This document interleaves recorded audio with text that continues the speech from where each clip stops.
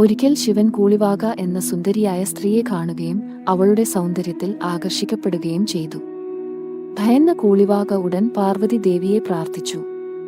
പ്രത്യക്ഷപ്പെട്ട പാർവതി ദേവി അവളെ ആശ്വസിപ്പിച്ച് മുൻ ജന്മത്തിൽ ഗണപതിക്ക് മുലയൂട്ടാൻ ശ്രമിച്ചതിന് ലഭിച്ച ശാപത്തെക്കുറിച്ചും അടുത്ത ജന്മത്തിൽ ശിവന്റെ പുത്രനെ വളർത്താനുള്ള വരത്തെക്കുറിച്ചും അവളെ ഓർമ്മിപ്പിച്ചു.